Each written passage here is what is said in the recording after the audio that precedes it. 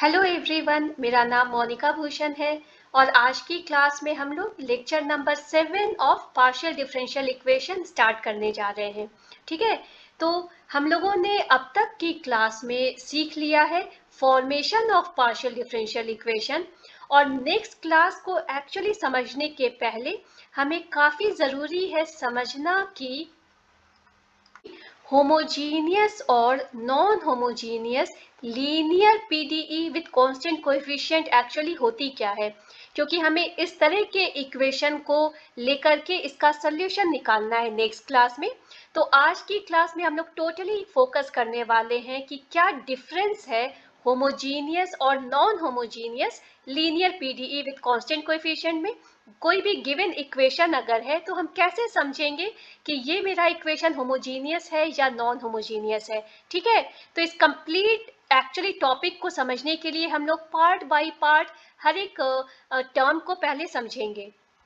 Okay, तो सबसे पहले हम लोग समझने वाले हैं कि इक्वेशन क्या होती है। ठीक है, हमें मालूम है कि जो इक्वेशन है उसमें हमें इक्वल साइन रहेगा। फाइन, हमारे पास लेफ्ट हैंड साइड, हमारे पास राइट हैंड साइड में कुछ एक्सप्रेशंस रहेंगे।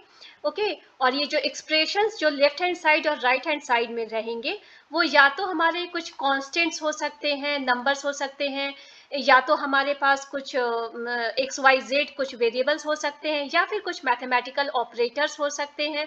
ओके, तो इन चीज़ों को लेकर के जो हमारा एक्सप्रेशन बना विथ इक्वल साइन उसे हम इक्वेशन कहते हैं। और अगर हम कहें कि 2² इक्वल्स 4, तो कभी कभी इस तरह के इक्वेशंस को कुछ ऑथर्स इक्वेशन नहीं भी मानते हैं। वजह इसकी ये है कि ठीक है, ये 2² इक्वल्स 4 तो सही बात है, लेकिन इक्वेशन का पर्पस है कि आप कोई भी अननोन को फाइंड आउट करना चाह रहे हैं, मतलब कुछ यूजफुल भी होना चाहिए। अगर मैं लिखूं x² इक्वल्स 4, इसका मतलब है ठीक है, हमें मालूम चल रही है कि x की वैल्यू क्या आ रही है। ठीक है, तो इन तरह के चीज़ों को हम लोग इक्वेशन कहते हैं। ओके, अब अगर हम लोग बात करें कि डिफरेंशियल इक्वेशन क्या होता है, तो डिफरेंशियल इक्वेशन जो है वो कंप्लीटली वो इक्वेशन की सारी प्रॉपर्टी को होल्ड करेगा ही करेगा, और उसके साथ कुछ और भी प्रॉपर्टीज है जो कि एक किसी भी इक्वेशन को खास डिफरेंशियल इक्वेशन के नाम से में कन्वर्ट कर देती है। तो डिफरेंशियल इक्वेशन में कोई भी एक फंक्शन रहता है। ओके, ये y को मैं अगर फंक्शन बोलूं, y को मैं फंक्शन कैसे बोल सकती हूँ, सपोज y कोई भी फंक्शन है with respect to x। Okay, तो y अगर कोई फंक्शन है और किसी भी इक्वेशन में अगर कोई फंक्शन प्रेजेंट है और उस फंक्शन का डेरिवेटिव प्रेजेंट है, ओके, या तो डेरिवेटिव एक है या एक से ज्यादा डेरिवेटिव है, लेकिन at least one derivative of y अगर प्रेजेंट है, तो उस इक्वेशन को हम लोग, यहाँ सपोज मैं x लिख दूं, तो ये हमारा एक डिफरेंशियल इक्वेशन बन गया। क्योंकि डिफरेंशियल इक्वेशन में कोई भी एक फंक्शन रहता है, यहाँ पर फंक्शन जो है सिर्फ x पर डिपेंड कर रहा है, ये x मेरा जो है इंडिपेंडेंट वेरिएबल है। ठीक है ना, और जो y है, y जो है वो मेरा डिपेंडेंट वेरिएबल है। ये y जो डिपेंडेंट वेरिएबल है वो डिपेंड करता है x पर। तो y plus d by d x of y, मतलब इसका जो भी डेरिवेटिव है, और दिस इक्वल्स एक्स, या मैं कुछ भी लिखूं, तो इस इक्वेशन को हमने डिफरेंशियल इक्वेशन नाम दिया, क्योंकि इस इक्वेशन में मेरा function along with its one और more than one derivative present है। ओके, अब अगर हम बात करें पार्शियल डिफरेंशियल इक्वेशन की, ओके, तो पार्शियल डिफरेंशियल इक्वेशन की जब हम बात करते हैं तो वहां पर भी हमारे इक्वेशन में जो हम लोग फंक्शन और उसके पार्शियल डेरिवेटिव्स लेते हैं, तो वहाँ जो हमारा फंक्शन रहता है, सपोज यहाँ पर हमने जो फंक्शन यूज किया है उसका नाम z दिया है, ये z जो होता है वो हमारा मल्टी वेरिएबल फंक्शन होता है। मतलब z जो फंक्शन है वो मोर देन वन वेरिएबल पर डिपेंड करता है। यहाँ पर मैं सिर्फ दो ही वेरिएबल ले रही हूँ, या दो से ज्यादा वेरिएबल पर भी डिपेंड कर सकता है। तो z जो फंक्शन है उसे हम लोग यूज करते हैं एज मल्टी वेरिएबल फंक्शन, मतलब यहाँ पर एक से ज्यादा वेरिएबल भी रहते हैं, तो उस फंक्शन को लेकर के हम लोग पार्शियल डिफरेंशियल इक्वेशन तैयार करते हैं। मगर डिफरेंशियल इक्वेशन में जो फंक्शन रहता है सिर्फ एक वेरिएबल पर डिपेंड करता है, वो सिंगल वेरिएबल फंक्शन होता है। ठीक है, तो अगर हम बात करें कि हमारा पार्शियल डिफरेंशियल इक्वेशन क्या है, पार्शियल डिफरेंशियल इक्वेशन एक्चुअली हमें दिखाता है रिलेशन बिटवीन इसके जो भी पार्शियल डेरिवेटिव्स हैं। अगर मैं z की बात करूं, z जो कि x और y दोनों पर डिपेंडेंट है, और इसको पार्शियली अगर मैं डिफरेंशिएट कर रही हूँ suppose with respect to x, और इसको अगर मैं ऐड कर रही हूँ पार्शियली डिफरेंशिएट करके y के साथ में, और इसे मैंने कुछ भी यहाँ पर लिख दिया, z लिख दिया, तो ये मेरा एक इक्वेशन बना जिसे हम लोग पार्शियल डिफरेंशियल इक्वेशन कहेंगे। इस पार्शियल डिफरेंशियल इक्वेशन में होता क्या है कि ये इक्वेशन पार्शियल डेरिवेटिव्स के बीच के रिलेशन को दिखाता है। यहाँ पर z होना कोई ज़रूरी नहीं है, मतलब जो हमारा फंक्शन है मल्टी वेरिएबल फंक्शन, ये हम यहाँ लिखें और ना लिखें दोनों ही हमारा वैलिड केस रहेगा पार्शियल डिफरेंशियल इक्वेशन का। जब हमने पार्शियल डिफरेंशियल इक्वेशन की बात कर ली, तो अब हमारा टर्म आता है लीनियर पार्शियल डिफरेंशियल इक्वेशन क्या होता है। ठीक है ना, अब हम लोग बात करेंगे कि क्या होता है linear partial differential equation. Okay, तो जब हमारा पार्शियल डिफरेंशियल इक्वेशन जिसमें कुछ तीन प्रॉपर्टीज एक्चुअली इसमें ऐड हो जाती है, तो उन तीन प्रॉपर्टीज को अभी हम लोग डिस्कस करने वाले हैं, उसे हम लोग लीनियर पीडीई कहते हैं। और वो तीन प्रॉपर्टीज हमारी क्या क्या है, सपोज मैं कोई एक एग्जाम्पल पहले लिख दूं, तो एग्जाम्पल सपोज मैंने लिखा है del 3z by del x cube, okay, equals del by del y of z plus 2z। Okay, ये मेरा एक पहली बात है, ये मेरा एक पार्शियल डिफरेंशियल इक्वेशन है, इसमें कोई डाउट नहीं है। यहाँ पर मेरे पास पार्शियल डेरिवेटिव्स हैं और फंक्शन भी यहाँ मौजूद है, ये हमारा partial derivative partial differential equation है। मगर ये partial differential equation actually linear in nature है। और इसे हम लोग लीनियर इन नेचर क्यों कह रहे हैं, क्योंकि इसमें एक प्रॉपर्टी जो हम देख रहे हैं वो ये है कि इस लीनियर पार्शियल डिफरेंशियल इक्वेशन में जो डिपेंडेंट वेरिएबल है, वो डिपेंडेंट वेरिएबल कौन सा है, मेरा z है। जो डिपेंडेंट वेरिएबल है, ओके, उस डिपेंडेंट वेरिएबल की डिग्री 1 है। इस डिपेंडेंट वेरिएबल को हम लोग z की पावर, ठीक है ना, z की पावर 1 लिख रहे हैं। यहाँ पर z की पावर अगर 2 रहती या 3 या कुछ और, तो वो मेरा लीनियर पार्शियल डिफरेंशियल इक्वेशन नहीं कहलाता। तो अगर हमारे पास किसी टर्म में डिपेंडेंट वेरिएबल है, तो उसका जो डिग्री होना चाहिए वो 1 होना चाहिए। ठीक है, सेकेंड प्रॉपर्टी क्या है, तो यहाँ हम देख रहे हैं कि जितने पार्शियल डेरिवेटिव्स हैं उनकी भी डिग्री 1 है। मतलब लीनियर पार्शियल डिफरेंशियल इक्वेशन में हमारे पास जितने भी पार्शियल डेरिवेटिव्स रहेंगे, यहाँ भी हम इस टर्म में पार्शियल डेरिवेटिव देख रहे हैं, इस टर्म में भी पार्शियल डेरिवेटिव देख रहे हैं, इनकी भी पावर 1 है, मतलब इनकी भी डिग्री 1 है। तो जितने भी पार्शियल डेरिवेटिव्स रहेंगे सबकी डिग्री 1 होनी चाहिए। ठीक है, और जो थर्ड प्रॉपर्टी है, वो थर्ड प्रॉपर्टी क्या होता है, वो ये है कि जो डिपेंडेंट वेरिएबल है और जो इसके पार्शियल डेरिवेटिव्स हैं, वो किसी भी टर्म में मल्टीप्लाइड नहीं है एक दूसरे से।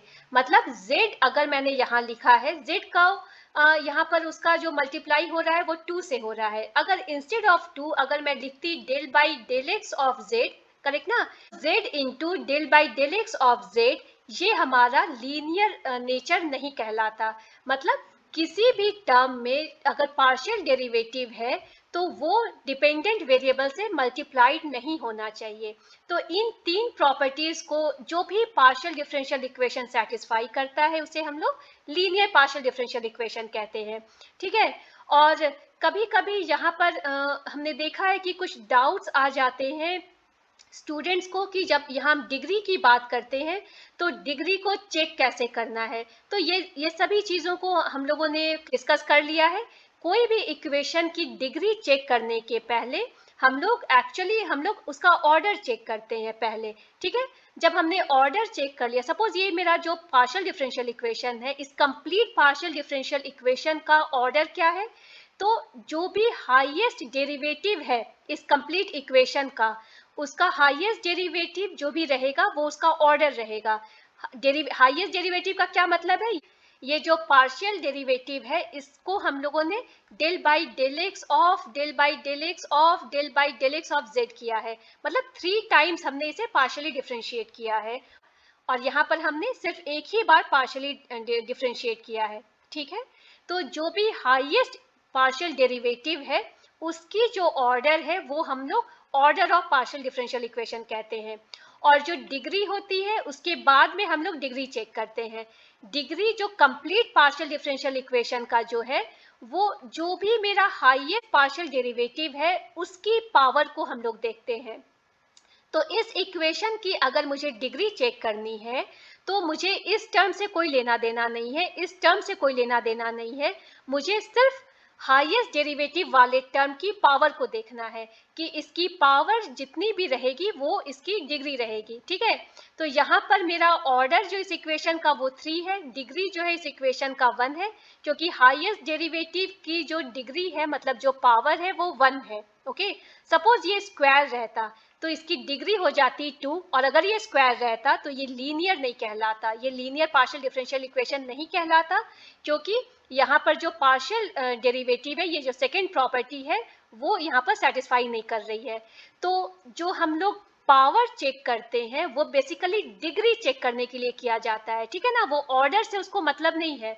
तो अगर मैं लिखूं यहाँ पर PDE, आप जानते हैं PDE होता है पार्शियल डिफरेंशियल इक्वेशन, इसे हम इस तरह से भी समझ सकते हैं, ये जो है ना P is for power, okay, D is for degree, okay, और फिर E जो है वो मेरा इक्वल, मतलब कि जो डिग्री चेक करनी है, डिग्री जो भी है वो पावर के इक्वल है।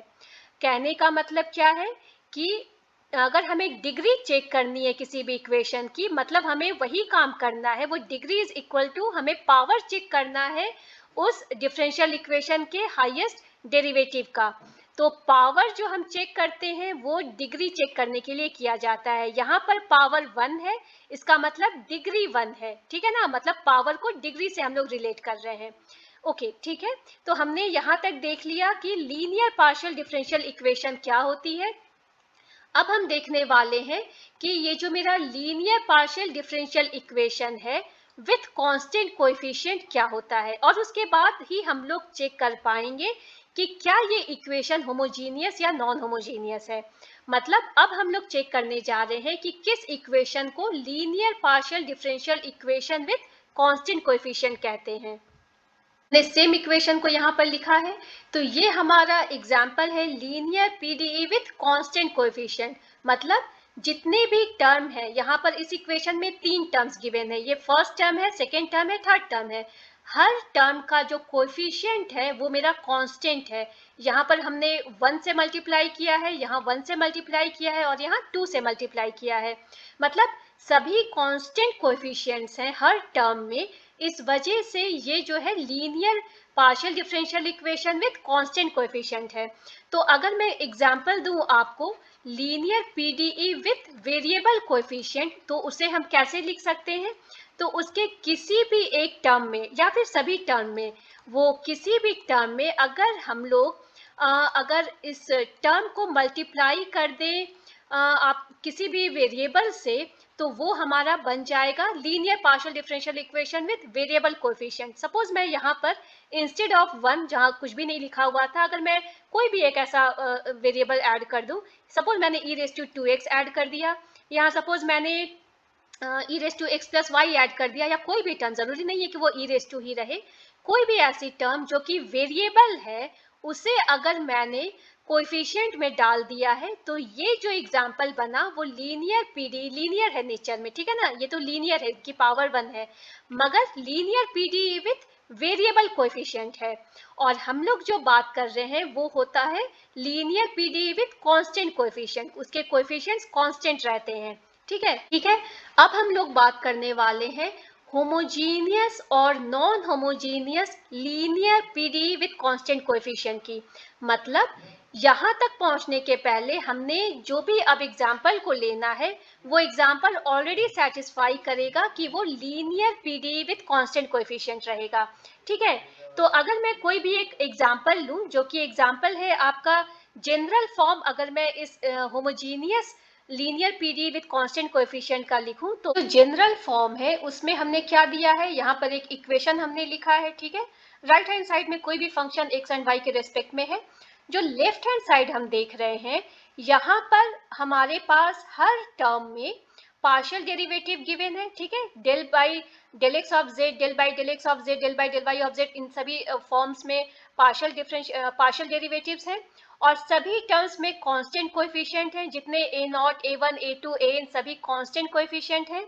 मगर जो प्रॉपर्टी हम यहाँ पर देख रहे हैं वो ये है कि हर टर्म में जो भी मेरा पार्शियल डेरिवेटिव है उसकी ऑर्डर जो है वो n है, ठीक है। आप सभी के न्यूमरेटर में देखेंगे कि यहाँ पर डेल एन जेड है, डेल एन जेड है, डेल एन जेड है सभी में, मतलब सबकी जो ऑर्डर है वो n है। और डिनोमिनेटर ये डिफरेंट होने का क्या मतलब है, अगर आप इस पार्शियल डेरिवेटिव की बात करें तो यहाँ पर हम क्या कर रहे हैं, del n z by del x n, मतलब यहाँ पर हम n टाइम्स पार्शियली डिफरेंशिएट कर रहे हैं z को, n टाइम्स पार्शियली डिफरेंशिएट कर रहे हैं।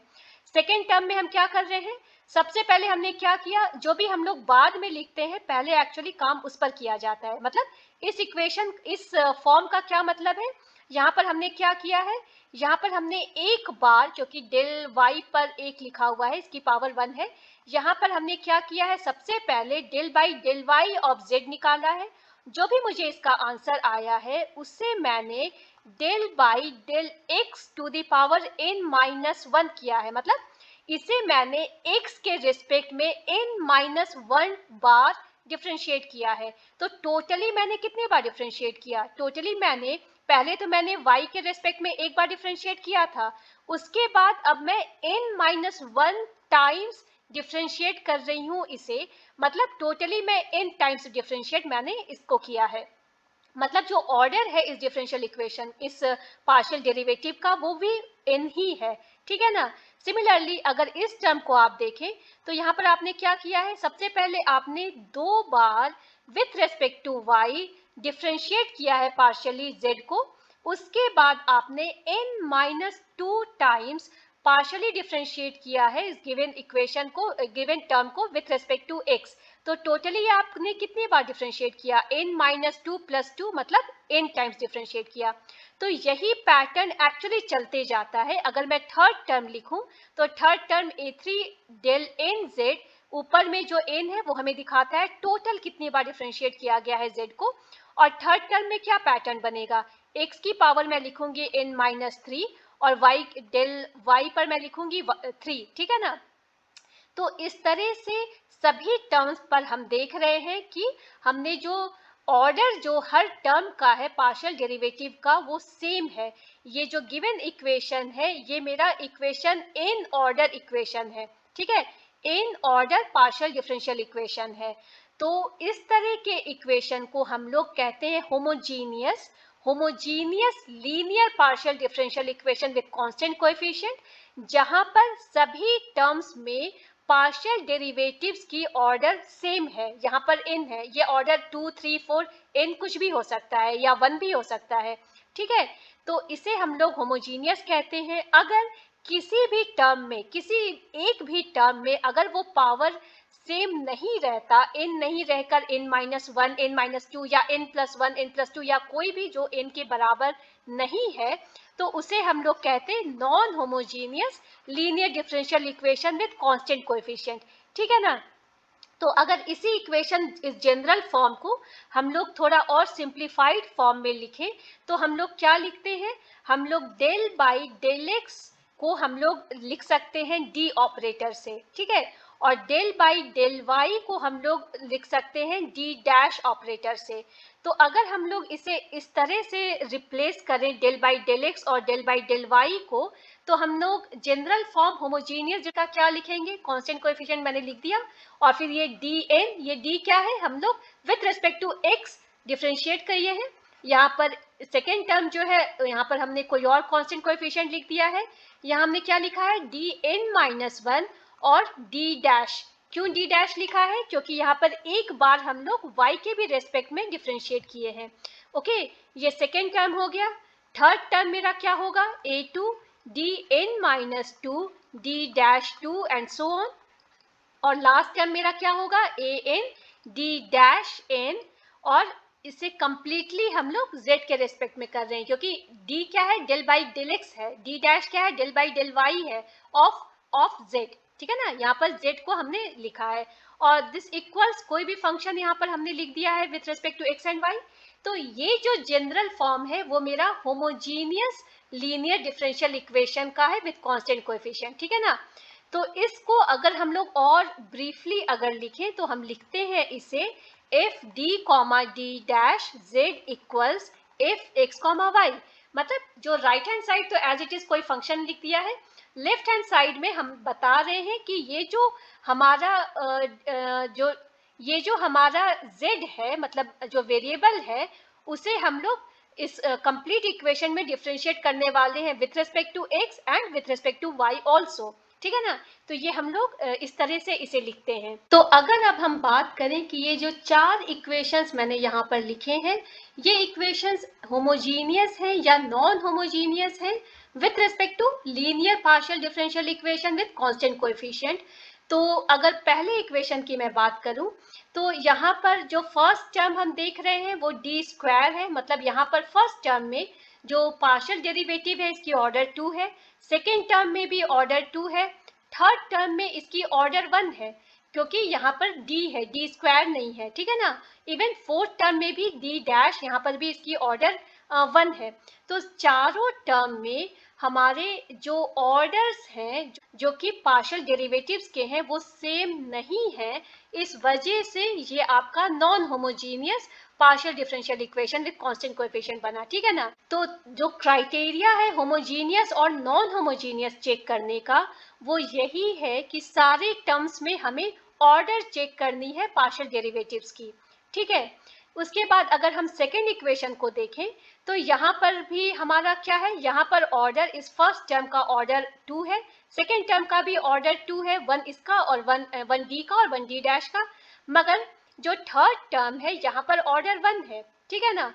तो ये जब कोई भी एक टर्म हमें ऐसा मिल गया जहाँ पर कि ऑर्डर उस पार्शियल डेरिवेटिव उस टर्म की सेम नहीं है, तो ये भी मेरा नॉन होमोजीनियस ही बन गया, ठीक है। सिमिलरली आप थर्ड इक्वेशन को अगर देखें तो ये है r plus S plus T plus P plus Q plus Z equals 0। तो अगर इस इक्वेशन को हम अगर डिस्कस करें तो आर एस टी ये तीनों क्या होते हैं आपको पता है, ये आपका सेकेंड ऑर्डर पार्शियल डेरिवेटिव है, ठीक है ना। आर क्या होता है, आर होता है del two z by del x square, और अगर मैं पी की बात करूं, पी क्या है, पी है मेरा del by del x of z, Q क्या है, क्यू है आपका del by del y of z. तो आप देख रहे हैं कि यहाँ पर सेकेंड ऑर्डर है, ये तीनों सेकेंड ऑर्डर है, ये मेरा फर्स्ट ऑर्डर है।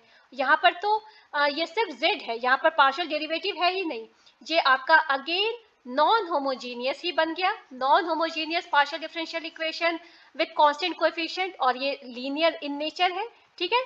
तो ये भी हमारा सेम हो गया। यहाँ भी इस पार्शियल डेरिवेटिव की पावर 3 है, यहाँ पर 1 है, आप यहीं पर स्टॉप कर जाएंगे और ये मेरा अगेन नॉन होमोजीनियस बन गया। जो हमारा एक जो डेफिनेशन है, बहुत कॉमन डेफिनेशन है होमोजीनियस पार्शियल डिफरेंशियल इक्वेशन का, ठीक है।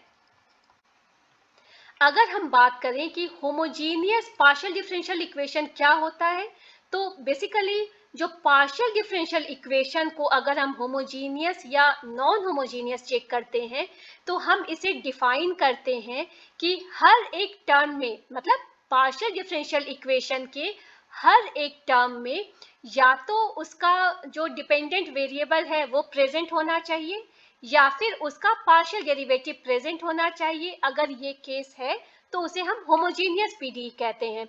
तो अगर मैं एग्जांपल दूं होमोजीनियस पीडीई का तो मैं लिख सकती हूँ del by del x of z plus del by del y of z equals 0। तो ये मेरा होमोजीनियस पीडीई है। होमोजीनियस पीडीई ये मेरा क्यों है, क्योंकि अगर यहाँ पर मैं फर्स्ट टर्म की बात करूँ तो यहाँ पर मेरा ये जो टर्म है इसमें पार्शियल डेरिवेटिव प्रेजेंट है, सेकेंड टर्म में भी पार्शियल डेरिवेटिव प्रेजेंट है। तो हर एक टर्म में पार्शियल डेरिवेटिव प्रेजेंट है, मतलब ऐसा कोई भी टर्म नहीं है जिसमें पार्शियल डेरिवेटिव या डिपेंडेंट वेरिएबल प्रेजेंट नहीं है, इस वजह से ये मेरा होमोजीनियस पीडीई बन गया, ठीक है। और अगर मैं लिखूं यहाँ पर कोई दूसरा एग्जांपल ले रही हूँ, सपोज मैं पावर 4 दे रही हूँ, तो del 4 z by del x 4, okay, plus del 4 z by del y 4, okay, equals x square y. इस इक्वेशन को आप क्या कहेंगे? ये इक्वेशन मेरा non homogeneous partial differential equation बन गया। क्यों ये मेरा non homogeneous partial differential equation है? क्योंकि जो मेरा जनरल डेफिनेशन है होमोजीनियस और non homogeneous partial differential equation का, वो ये कहता है कि हर टर्म में, यहाँ पर इस इक्वेशन के हर टर्म में मेरा z या उसका डेरिवेटिव प्रेजेंट नहीं है। अगर इस टर्म की मैं बात करूं तो यहाँ z भी नहीं है और कोई भी पार्शियल डेरिवेटिव z का प्रेजेंट नहीं है। इस वजह से ये मेरा नॉन होमोजीनियस पीडीई बना, ठीक है। लेकिन ये जो इक्वेशन है जो कि हम लोग नॉन होमोजीनियस पीडीई बोल रहे हैं, बेसिकली ये होमोजीनियस पीडीई मतलब homogeneous linear PDE with constant coefficient है। क्यों ऐसा है?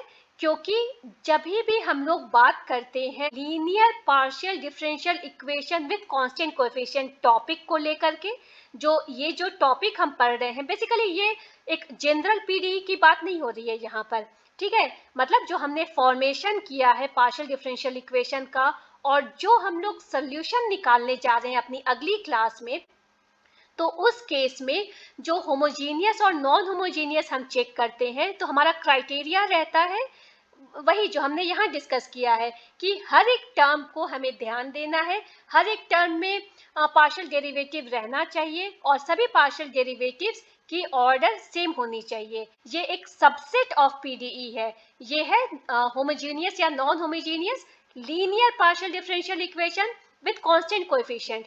और जो ये आप हमेशा जो डेफिनेशन चेक करते हैं, जो कि काफ़ी इजीली ये डेफिनेशन हमें गिवन रहता है, ये डेफिनेशन हमारे जनरल पीडीई के लिए है कि वो जनरल पीडीई का होमोजीनियस और नॉन होमोजीनियस चेक करने के लिए हम लोग ये चेक करते हैं कि हर एक टर्म में या तो डिपेंडेंट वेरिएबल मौजूद हो या फिर उसका पार्शियल डेरिवेटिव मौजूद हो, तो वो हमारा होमोजीनियस कहलाएगा। अगर वो नहीं है, जो इस केस में है, वो मेरा नॉन होमोजीनियस पीडीई कहलाएगा, ठीक है। तो इन दोनों डेफिनेशन से हमें कंफ्यूज नहीं होना है।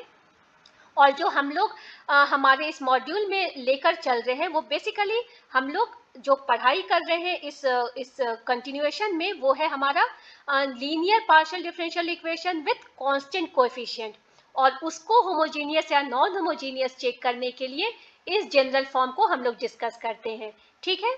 तो अब अगर आपको ये क्लास यूजफुल लगी हो तो प्लीज़ लाइक और सब्सक्राइब करें मेरे चैनल को। Thank you.